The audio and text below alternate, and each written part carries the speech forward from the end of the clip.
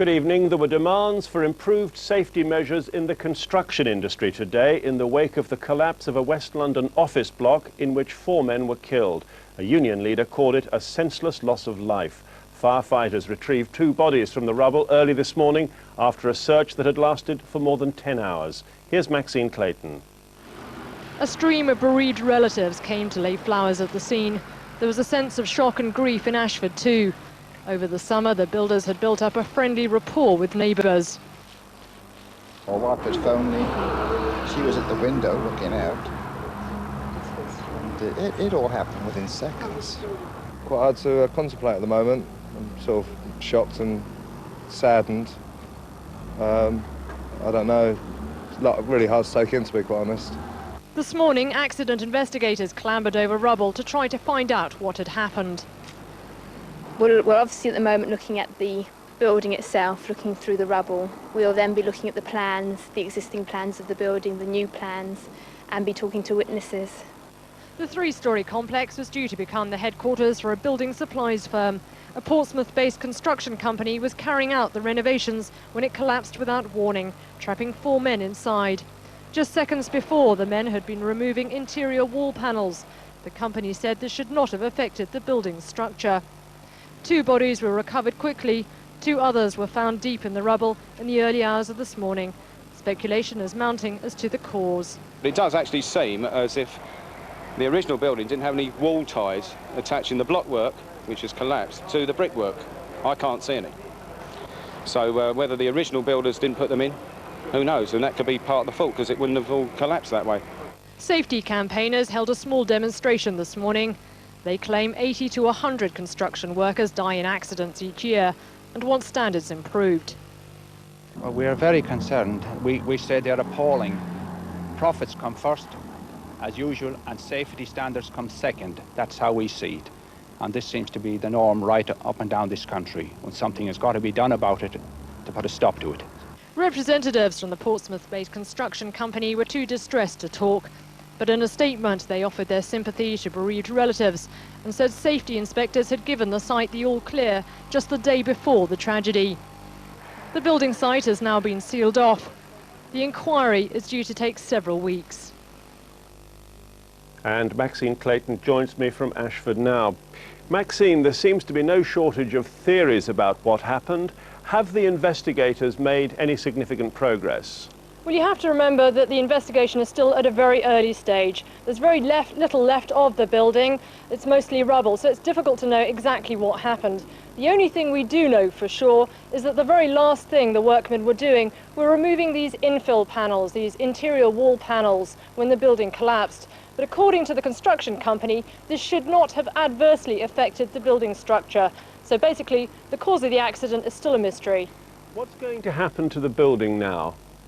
The building is in a very bad state of repair. There's large lumps of masonry swinging free in the breeze. It's very difficult and dangerous for the accident investigators to clamber about. What is going to happen is that the building is going to be demolished. That may happen in the next few days. In the meantime, the site has been sealed off. Maxine, thank you. A gang that ran a travel agency for illegal immigrants are believed to have made hundreds of thousands of pounds. They sold them passports, arranged jobs and brought them in through Dover and other Kent ports. Police believe they smuggled scores of people into Britain. Only 16 were caught and deported. Today, 4 members of the gang were convicted in Maidstone. 6 others had already pleaded guilty. Kate Stevens has our report. Dover is the biggest entry point for illegal immigrants like these arrested earlier this year.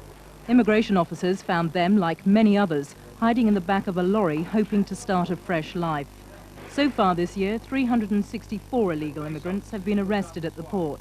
Many are brought in by racketeers charging up to £2,500 per person. Part of one such gang has been found guilty at Maidstone Crown Court today. The court heard how between October 92 and May 93, the gang smuggled in at least 16, but possibly up to 100 illegal immigrants from Pakistan and India into Britain. Using false passports that were lost or stolen, the immigrants sat in backs of cars as British nationals drove them through Dover. Alerted by international intelligence, Kent police launched Operation Duck. 3 months later, 18 people were arrested in raids in Gloucester, Luton, Derby and Sheffield. Today, Maidstone Crown Court found 4 men guilty, 3 on charges of conspiring to bring in illegal immigrants, another on facilitation. Jawad Akhtar Sharif from Sheffield was cleared. Before and during the 7-week trial, a further 6 people pleaded guilty to various charges of smuggling immigrants into Britain. The 9 men and 1 woman will be sentenced on the 18th of September. Of course, the immigrants are the victims of all of this because they're being exploited for the money that they're having to pay out to try and enter into the country, only to be deterred by the efforts of immigration officers and police officers at ports. These immigrants, smuggled in by the gang, flew out of India and Pakistan and into various European cities. From there, they travelled by train and bus to holding posts at Leuven in Belgium and Aachen on the German border. Then they were picked up in cars and driven through the Channel ports. The routes from Asia, Turkey and North Africa are becoming well worn.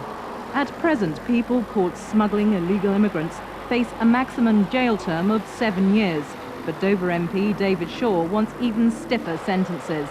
There is a serious problem whereby the penalties just aren't enough. They're clearly not a deterrent in the way the penalties are operating at the moment, and we've got to increase the deterrent effect of these penalties. After today's court case and the arrest of 51 illegal immigrants at Dover last weekend, the government is under increasing pressure to tackle the problem. The Home Office has now confirmed it's looking at plans to make it a criminal offence for employers to employ illegal immigrants. An announcement is expected in the autumn. And I'm joined now by Claude Moraes from the Joint Council for the Welfare of Immigrants. Mr. Moraes, how much damage do gangs like this, who bring in illegal immigrants, do to the cause of people who want to settle here legally, like asylum seekers, for example? Sure. They do an immense amount of damage. Asylum seekers fleeing, for example, from the former Yugoslavia, from regimes in Africa and so on, come to this country seeking asylum under good pretenses. These kinds of people, the racketeers, actually taint their image, and they allow governments like this one to bring in tougher rules. And we would rather welcome the action today, which is to clamp down on the racketeers who are the source of this kind of illegal immigration. How big is this racket? Is it possible to gauge? How many racketeers are there? Well, what's important is this, that the racketeers and the employers in this country who are responsible for the source for the racketeers are in fact responsible for most of the clandestine illegal immigration that comes to this country. The other so-called illegal immigration is of people who have come here quite legally and then overstay, the Joy Gardner example, for example. So it's the racketeers who are really the source of the kinds of action that the government then turns around to and says, look, we need tougher marriage rules, we need tougher immigration rules. They are the source of that kind of call.